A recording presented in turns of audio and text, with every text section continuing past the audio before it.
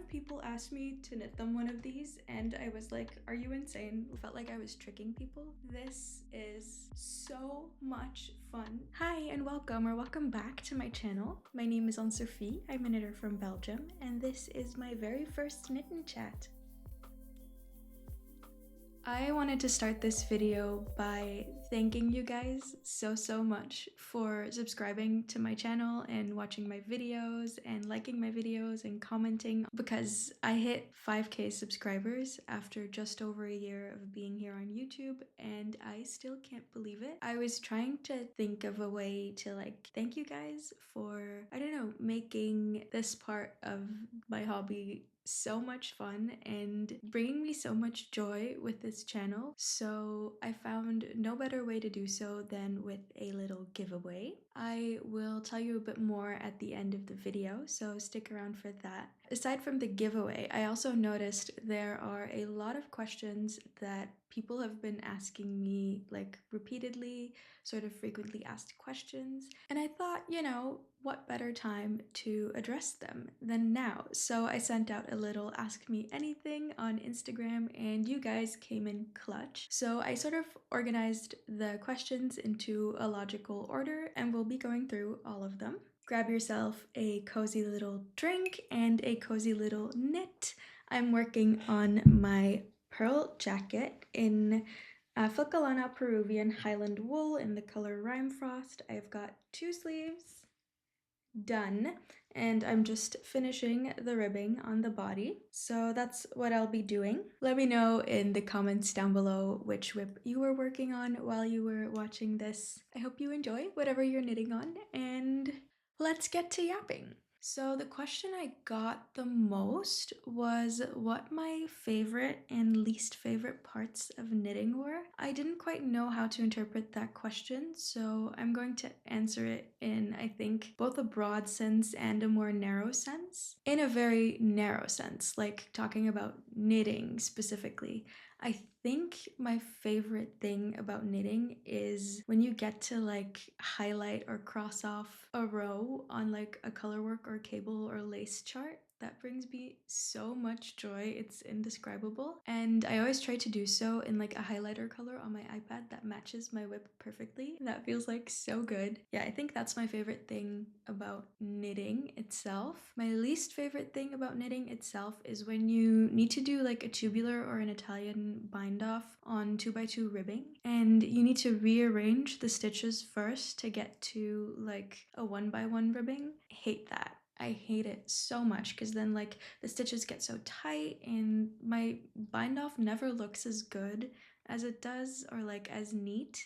There's some bobbles in there and some weird kinks in it every time I do it. I have so much 2x2 rib on my needles right now. I'm sick of it. I'm so sick of it. I hate doing that. And then more broadly, I think that changes just about every day depending on what I'm experiencing. I think my favorite part about knitting more broadly is the way it manages to calm my mind. There's actually been studies published on how knitting is super beneficial for people with ADHD brains. Because of my ADHD, I have forgotten exactly why it is beneficial, but trust me, I read about it somewhere. But yeah, there's actually been studies published, and I don't know, that's actually really my experience. I've never been so calm in my life than since I took up knitting. It's incredible. It's wonderful. I'm able to channel my creativity into this fun little silly hobby, and at the same time it calms the many thoughts in my brain going on at the same time. It's just, yeah, it's wonderful. And then I think my least favorite part about knitting in general is just the fact that there's so many patterns, so many kinds of yarn and endless color options, and everyone knits such pretty projects and you just endlessly get inspired by what other people are making and by just the infinite amount of options out there. And just that inspiration is so much fun, but I really needed this YouTube channel to find a way to channel it, because channel it, pun not intended. But yeah, I think I just needed to find a way to deal with that, because it really feels overwhelming sometimes. Like knitting is such a good hobby to help you slow down and take things one stitch at a time, and I thoroughly enjoy that. But I don't know, at the same time, it's like the inspiration is just overflowing in my brain, and I can't really knit everything that I want to knit. So I need to make choices. I'm very bad at making choices. So I think that part of the hobby sometimes kind of feels a bit stupid or silly, if that makes sense. I guess that would be my least favorite thing. Another question I got a few times from you guys is how I got into knitting or why I got into knitting. My mom and my grandma used to knit a lot when I was younger. Well, mostly my grandma when I was younger. And I asked her to teach me how to do it a few times and she did. But yeah, I ended up with like this much knitting that looked horrible because I was like 8 or like 9 or 10 years old and I had zero patience. But then during COVID, my mom knit my sister and myself these fisherman's ribbed scarves, and they looked so pretty and it looked like so much fun that I asked my mom to teach me how to knit. Yeah, she taught me the basics.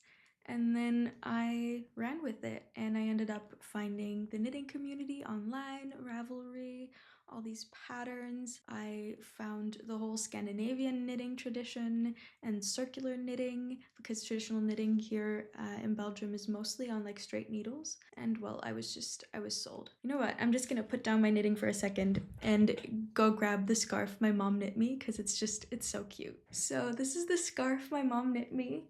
It's just a simple fisherman's rib in an acrylic yarn, but it's my favorite kind of blue and it's such a perfect scarf.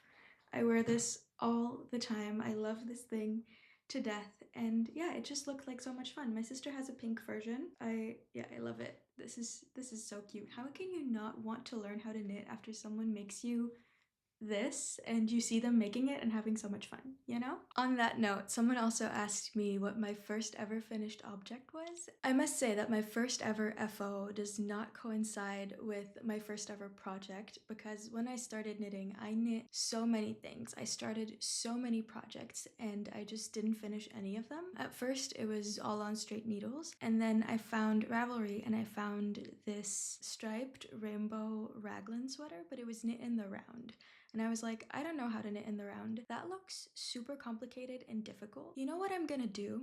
I'm gonna knit something in the way that I know how to do, which was based on a Wool and the Gang chunky, like super bulky 12mm stockinette pattern. And that was paneled and bottom up. So that was how I had learned to knit. And I was like, this circular, fancy, top-down knitting pattern really isn't for me. You know what I'm gonna do? I'm gonna take this pattern and I'm gonna modify it to knit it bottom up at a different gauge, because I didn't understand what knitting gauge was, or I think it was a different gauge, because I had these 6mm beautiful straight knitting needles that my aunt had gifted me for my birthday and I wanted to use them. So I bought yarn that I could use with those needles and I just said, I'm gonna finesse this pattern and I'm gonna knit it bottom up, knit flat. I don't know how I managed to do that, but I actually ended up with something relatively wearable and something finished for once. That's this sweater. It's actually really, really cute. I think I want to like remake this at one point, but like properly and top down. And maybe even with that same pattern, or I could do the step-by-step sweater by Handmade by Florence, maybe. But yeah, I need to find a yarn first because this is acrylic. But yeah, this is this is what this guy looks like. It didn't block nicely because it's acrylic, but so what I did is I started at the bottom with the front and back panels and I knit like raglan decreases here with an extra stitch. So this is where I seamed it here. And then along the raglan, I think I did a pretty neat job for being a beginner knitter. I even knit a balloon sleeve and I don't think that was part of the pattern. I just decreased many around and then did some ribbing with like a regular bind off instead of a tubular one. Don't remember what yarn I used. I just remembered I was knitting this in June and I wanted to celebrate Pride Month. Yay! That's me every time June comes around. Yeah, so I made this and I think it's really cute. A lot of people asked me to knit them one of these and I was like, are you insane? Look at this weird situation, because I ended up with too many raglan stitches, like way too many stitches on the top of the shoulder, like the sleeve raglan. I don't know. I thought I had to end up with like 3 because the pattern said so, and then I had to like rapid decrease, and I have this weird bubble situation. But yeah, this is my first ever finished object. I wear it at home sometimes, but I don't want to look into the mirror too much because of this puffy situation. Yeah, but I really, really did love this sweater a lot. The funny part is that I did have to learn how to knit in the round for this collar. So yeah, I even knit like the sleeves flat and seamed them. Like everything here is knit flat, bottom up. But what was fun about it is that I did manage to like take this project with me on the train to work because it was always just one panel I was working on. My tension is pretty bad, but yeah, this is my first ever finished object. I'm taking it off now because I'm gonna start sweating. Another question I got a lot is to talk about my favorite and least favorite projects and finished objects. Those are very different things. I'll start with my favorites. My absolute favorite finished object is this cumulus blouse. Look at her.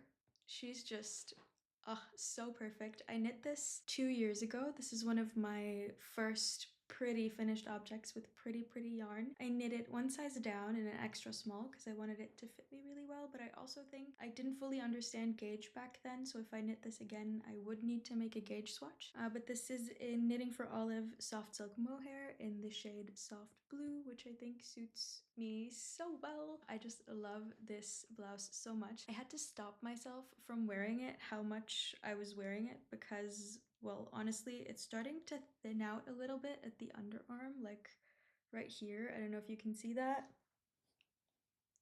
Yeah, so I used to wear it like every time I went outside.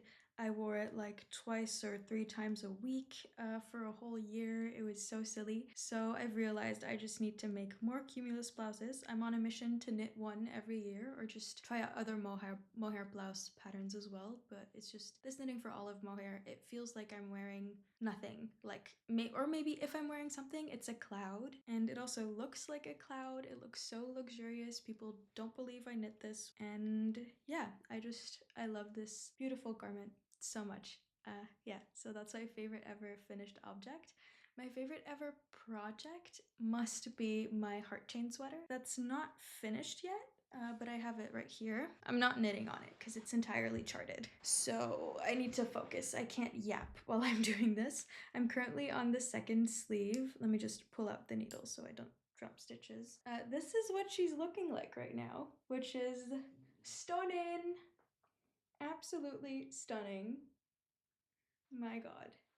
This is so much fun to knit up, and it's also the first time I'm organizing or hosting like a kind of knit along, but it's not a classic one. Like there's no hashtag, there's no requirement to be posting. It's just a silly little group chat of people who are knitting something along together. Someone said it gives you double the dopamine because you're both knitting and you get like the fun chat, and I think I'm gonna keep that, and I'm gonna do some more of these like double dopamine group chats where we all knit the same project. And I'm gonna do that for like other big fancy whips that I want to knit in the future. I think the next one might be the Madeline sweater or the Barbaro blouse by Knitting for Olive. So stay tuned if you'd like to join in the future because I have had so much fun with this.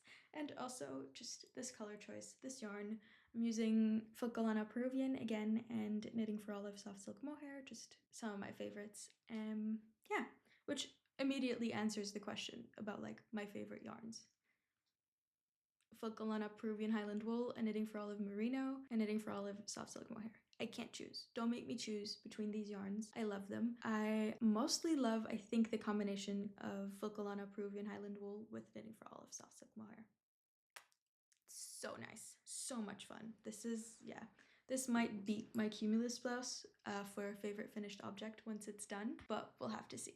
Then my least favorite finished object. This feels like such an unfair question to talk about because, I don't know, I don't want to sound like I'm hating on a pattern or something, but yeah, it's definitely just something that flopped because of me and because of gauge issues. So I would say that's either my soul top, because I was so excited about that top and that just flopped entirely, or my 9 p.m. tank, which I was less excited about, but yeah, that's why the fact that it flopped like hurt even more. But yeah, I don't want to talk about it too much because it all has to do with my gauge and me being silly, and yeah, it's definitely not something that's due to the pattern or whatever. It's all just my own silly little fault.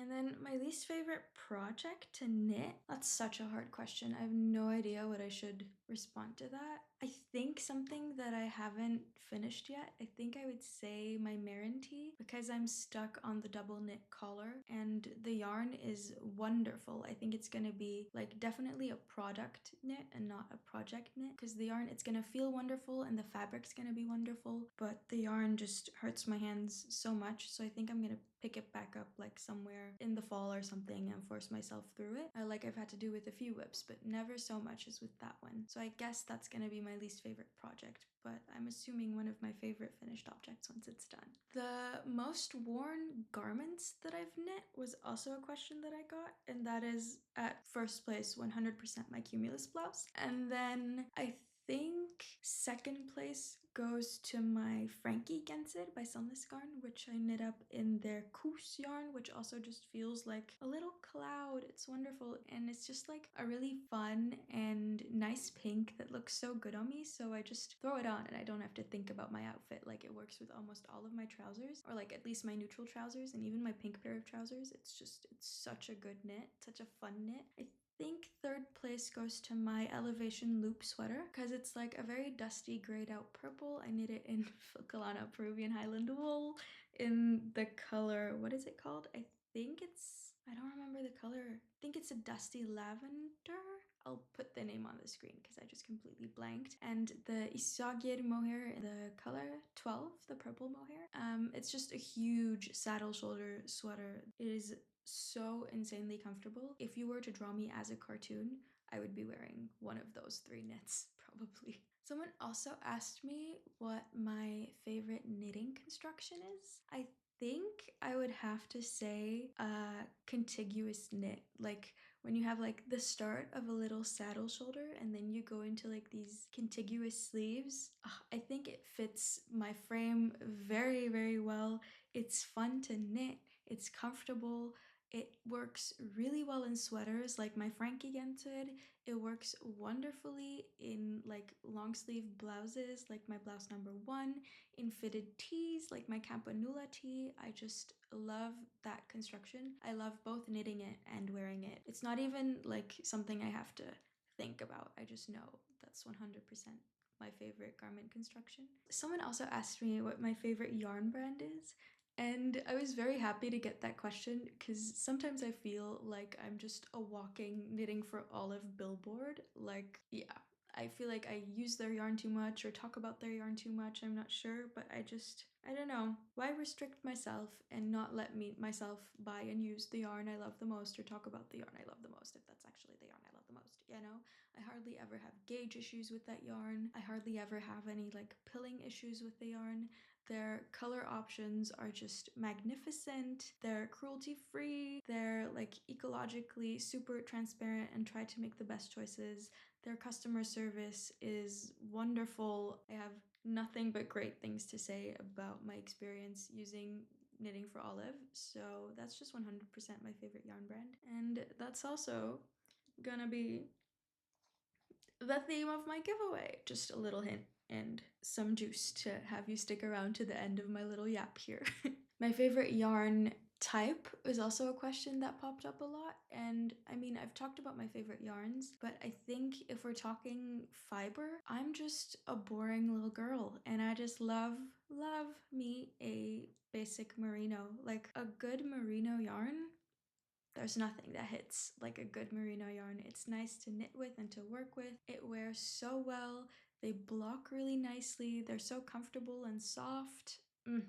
Yeah, just a merino, not superwash merino, just normal merino yarn. Always hits the spot for me. I'm so basic. I don't know. Hand me a merino and I'm happy. A question I also got was whether I would ever be interested in designing my own knitting patterns. I feel like I have a bit of a double answer to that one, because I definitely have a lot of ideas of what I would want to design, but I don't have the time or the skill set at this point in time to design them. I do feel like a strong urge to do more like severe modifications to patterns or like combine two patterns to learn more about garment construction. And I got some new knitting books that I'll talk about in my acquisitions part of my next podcast, which I can use to like teach me a lot about knitting constructions, new techniques, and I will. But I think I'm gonna do that first, and I'm gonna wait until I'm in a phase of my life where I have a little bit more time to put into, like, I don't know, pattern making, pattern writing. It all sounds fun and it all sounds good, but there's so much work coming into, like, I don't know, if you start selling patterns, you start a business essentially, and I'm not ready to commit to just the customer service of it all. I mean, the business situation of it all, like figuring out taxes with my current job situation and stuff. I'm not gonna do that. I don't feel up to it, but I could see myself in like the next year or two designing patterns for myself, if that makes sense. Like, I could see myself designing knits based on things I want, or like super heavily modifying knits and not knitting up patterns, because I'm just not in that phase of my life, I guess. But I could see myself, if people really like things I would design for myself and would request me to write patterns for them, I could see myself doing that at a much later stage. But just, I don't know, right now I feel a need to learn more, to get like into it, to hone my craft, so to speak. But I don't think I'm necessarily up for like the full challenge of starting a knitting pattern business, if that makes sense. Now, the last knitting related questions I got were related to what I watch while knitting. I was asked what my favorite shows to watch are. I think that is definitely like in first place New Girl. I rewatch New Girl so much. There's actual scenes that I can just recite. If you're into sitcoms and you've never watched New Girl, definitely go give it a look. I laugh out loud with that series even though I know it by heart. It's such a good one. And recently I've also been like a bit obsessed and binging Love is Blind Sweden. I'm normally not really a reality TV type girly, but I like to practice like my Swedish skills and watch Swedish television. Like, I really loved Young Royals for that. And then now Love is Blind Sweden season 1 never really intrigued me enough. Like, I wasn't really feeling the personalities in that season, but I gave season 2 a try, and I really liked the people that are in season 2. They seem so normal and fun and kind of relatable for once, which I don't usually have when I watch like US based reality shows or something. And yeah, I thought it was a really wholesome season, and I had so much fun watching it. Sorry, there's mohair everywhere from my blouse. Whew, it's itchy. And then I was also asked who my favorite YouTube knitting podcasters are to watch. I watch a lot of YouTube while I'm knitting, so this is gonna be a hard one to answer. Maybe I think I'll just share the ones where, you know, you have these podcasters that you watch occasionally, and then there's podcasters where I will watch everything they put out. I think those knitting podcasts are those twins who knit. My friend Victoria, Blank Stitches, Knitting with Ev, and Knits by Mandy. Those are my favorite podcasts to watch. Like, if anything they put out, I will watch and I will love for sure. And then I also got a question about, I'm making mistakes. This is really not easy. I'm so distracted. About my own knitting podcast, someone asked me what equipment I use because they want to start a podcast themselves. And I think it's important to be transparent about those kinds of things. At first, I just used my phone. Just my iPhone 13, even sometimes on the front-facing cam, but now I make sure to always use the back camera. And in my settings, go to like the quality settings in which you film and set it to 4K. I think that's an important thing to do, but I think you can perfectly start a YouTube channel with just your phone. And then if you realize you like it, I edit with iMovie. I just did in the start because that's free software I have. And yeah, that worked fine for me in the beginning. And then when I realized I really enjoyed making videos and I wanted to like take things up a notch, or I got some comments about my microphone quality, which like totally fair. I did invest in like a bit of a better microphone, but not too much money at first because good microphones are like crazy expensive. So I just got a little clip-on microphone that I could plug into my phone to record. Also, I didn't have like a tripod or anything. I just stacked books and I put my phone against that. Now I have a little like ring light that I don't use because it reflects in my glasses, but I do use it as a tripod.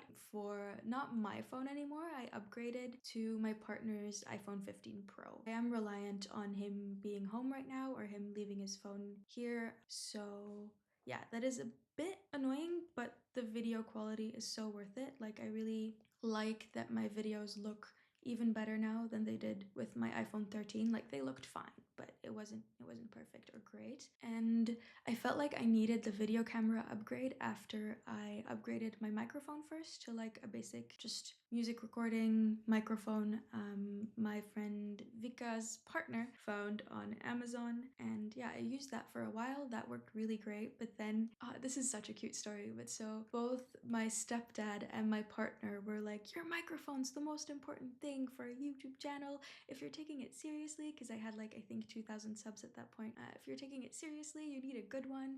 And my stepdad had I think it's the Blue Yeti microphone lying around. So he gifted that to me for Christmas. But he was a bit late because my partner had already done like a ton of research and bought me like one of the best microphones there is. He also uses it to like be on Discord when he's gaming and stuff. But now I use the one my partner got me, which is the Shure MV7, which a lot of actual podcasts also use. I feel like it picks up a lot of details and stuff, and I really do need to learn how to work with it a little bit more. But I think the quality is better. It'll probably like pick up my knitting sounds, and I'm glad I use wooden licky needles rather than metal ones, but that's what I use.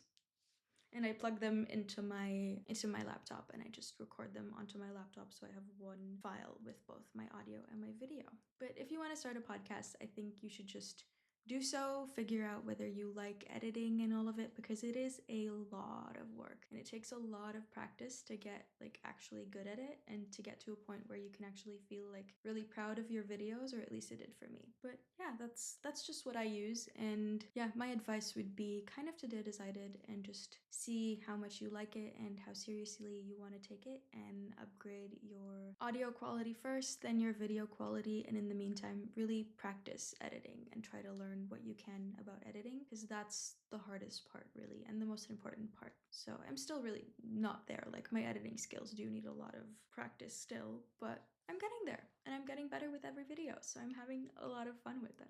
Now, I also got a lot of personal questions, so let's get into those for the second part of the video. Someone just very broadly asked me what my life looks like outside of knitting. That's such a difficult question to answer. I think in terms of like what I do day to day, I think mostly I'm just the worst homebody, like both my partner and I are. We love hanging out at home. I love hanging out at home with my friends and just doing silly crafty things or just yapping and drinking nice coffees. Yeah, I love going out for coffee or like drinks with friends. I love food and going out to restaurants and baking. I'm a huge fangirl. Used to be like a One Direction girly in my teens, and then I started being like a pick-me and I said, no, I only listen to rock music. And then in COVID, I finally took the lock off of the fangirl part of my personality and put that back out, and I got to go to like the Eras tour and Harry Styles concerts, and I've been having a lot of fun fangirling on the internet again. I also love reading. I have a book club with some really fun friends, and I am a huge family person. Like, I love spending time with my family. We play things like we do D&D together. We go on like family weekend twice a year and then on holiday for 2 weeks in the summer. And I just still can't get enough of these people. Like, my grandparents are also like my best friends. I love these people so much. So sometimes I feel like I'm just a granny in her 20s, but yeah, I'm 26. I don't know if I ever said that on the channel, but yeah, if you don't know how old I am. Also, I've met some people through just Instagram and YouTube who thought I was a lot taller. So I feel like I need to put out there that I am a short girly. Like, I'm relatively short. I'm a meter 61 centimeters, which is like what, 5'1", 5'2". So yeah, never really look at my yarn quantities for things because I knit things cropped, very cropped. I have a short torso and I'm short. So putting that out there for any of you who think I am a tall girl or like a normal length. And yeah, that's just my life. I have a cat, I have a turtle. Another question I got was actually really cute, and that was how I met my partner. We actually met while studying. We studied the same thing, language and literature. We both did English, and then he did English and Dutch, and I did English and Swedish. Yeah, we met through our studies. He was 1 year above me, and we just hit it off immediately and have ever since. I think next month we'll have been dating for 7 years. Yeah, he's the absolute love of my life. He's a homebody like me. He loves having his silly little hobbies and obsessing over them and yapping about them. We both like the same food, the same cuisine. We have similar music tastes, but not too similar, which is really fun because then we get to, like, I don't know, broaden each other's musical horizons and go to concerts that otherwise we wouldn't be going to, which is so fun. And yeah, I'm just very glad I got to meet him so early on in my life and that we have so much time to spend together and have fun together. Another question I got was what I'm working as. I'm not going to talk about that too much because I'm doing a PhD, and well, researchers tend to have like an online presence, and I don't want this online presence to be mixed in with the other online presence. I really want them to be fully, completely, entirely separate, and I'm just not going to share anything about my topic or what I do precisely. I am going to share that I am in my last year, my final year almost, of my PhD. So I'm currently writing up my monograph. I might start like being a bit less present on here once I really start feeling the weight of writing my PhD and the final year of the PhD, but I won't just ghost you guys. I'll let you know when I'll start posting a little bit less or be a little bit less active, or probably even knitting less while I'm nearing the end of my PhD, just so you know.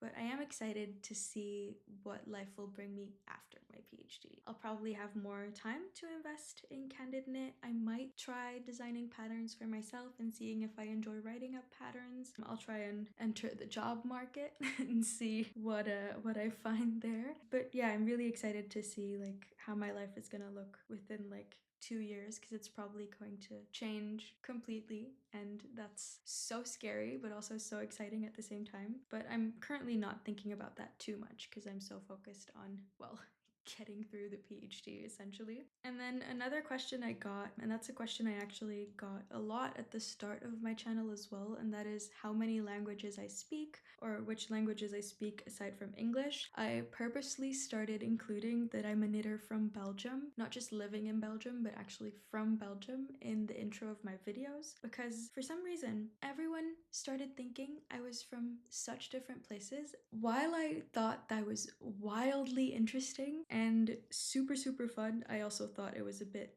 silly to be like, I don't know, I felt like I was tricking people because I have quite an internationalized American accent. So a lot of people thought I was North American, or like either from the US or from Canada. There were people who thought I was from the French speaking part of Canada. There were people who thought I was Norwegian. There were people who thought I was German. And like people were like so convinced I spoke their language that they were sending me comments in German, in French, in like all of these languages, sending me DMs in all of these languages. There were at least 3 people who were just fully convinced I was from Quebec Quebec, which I'm not. I don't even speak French that well. I'm sorry for tricking you guys for a long time and like kind of relishing in the confusion for a bit there, but it was so interesting to see where people thought I was from. I'll just give a little life history and then point to the points where I learned which languages, because I speak a lot of languages, but I speak them all at different levels, if that makes sense. I was born in Belgium I don't know if you know, but Belgium is a country where we speak 3 different languages, 3 official languages. There's a Dutch or Flemish speaking part of Belgium, so we speak a Dutch it's basically the same language as in the Netherlands, but it has a completely like a wildly different accent and dialects and stuff. So it's kind of like British English versus American English. In the lower part of Belgium, they speak French, and then a tiny part of Belgium also speaks Dutch, German, and that's like a post-World War thingy. I'm just from the Flemish part of Belgium. Both of my parents are from the Flemish part of Belgium, but my mom was born in Germany. My grandmother is French. To my regret, none of my family members ever taught me French or German, so I just grew up speaking Flemish until I was like 4 years old. When I moved to Poland for my dad's job, I lived in Warsaw. I went to an English medium school there, and that was actually an American school. So that's where I picked up English, and that's why my accent sounds a bit American. I used to have a much stronger American accent, but going into research and everything and working in like highly multilingual settings, I just toned down the American twang a little bit, and I speak more like generalized international English now. Fun fact, when I get drunk or like even just tipsy, the American accent starts coming out a lot more. Or when I speak to American people, the American accent starts coming out a lot more. You don't want to see me drunk speaking to American people. That's something just takes over me and my accent just completely changes. When I was about 8 years old or so, we moved back to Belgium due to my parents' divorce. So back in Poland, I never really learned Polish, but by living in that country for so long, I do understand Polish quite a bit, and I know like some basic words, but like basics. I also had, because I then grew up in Belgium, in Flanders for the most part. I've been here ever since. I learned French in school, German in school. We start getting French at the age of 10, so my French is quite all right. My German is bad, but it could be much worse, and I feel like I understand German a lot. I'm just not good at speaking it. Then I went to university and I studied English and Swedish, and that's why I speak Swedish. I then went on Erasmus to Sweden, so I lived in Lund for half a year. Yeah, that's where the Swedish comes from. I took a course of Norwegian, but yes, like Scandinavian languages, Swedish, Danish, Norwegian, these people are all like quite able to understand each other. Like if you speak one of the language, it's not so hard to understand the other ones, especially in written form in my experience. So yeah, I watched a lot of Norwegian television while I was studying Swedish as well. Like I was obsessed with Scum. So yeah, that's kind of maybe where I picked up Norwegian and Norwegian pronunciation. At least I'm like not good at speaking Norwegian. I can say jeg snakker ikke norsk, and that's about it. So yeah, but I do understand Norwegian, which is really fun. My Scandinavian languages don't get a lot of practice, which is why I end up watching reality TV and then figuring out I actually really love reality TV if it's Swedish. Wow, I feel like we ended on like my entire life story, which is so silly, but here we are. I think those were all of the questions. So let's chat about my little giveaway for a second. I just thought it would be cute to give away a gift card to, you guessed it, Knitting for Olive, a 50 € gift card that I can, I don't know, like buy for you and then email to you. I will not be putting any information on the giveaway here on my YouTube channel except for me speaking about it here. I don't want to put it in the title or in the description box or anything because I don't want to attract scammers or bots, because that has happened to other people in the past and that's really scary to think about. What I'm gonna do is I'm just gonna let you guys know who won the giveaway by sharing the comment and the name of the YouTube channel in my next video. And then you can get in touch with me either through Instagram or email, and I'll make sure to verify whether it's you in some way or form. So to participate, It's gonna be the same as my other giveaway. I just want you to be subscribed to my channel, like this video, and leave a comment. Any comment is an entry to the giveaway. So yeah, that's really all you need to do. Like, subscribe, comment. And then you automatically have a chance of winning a €50 gift card to my favorite ever yarn company, Knitting for Olive. And that's it for this video today. Thanks for sticking with me to the end of this video and knitting along with me on this fine Friday. Well, it's not gonna be Friday for you, but you get what I mean. I hope you had as much fun knitting and listening to me yap as I did. Yeah, let me know what you were knitting on in the comments down below to maybe win a little gift card. We'll see who wins. I'm so excited. Anyway, thanks so much for being here. Thanks for all the support. I really, really appreciate you guys, and I'll see you in my next video. Bye-bye.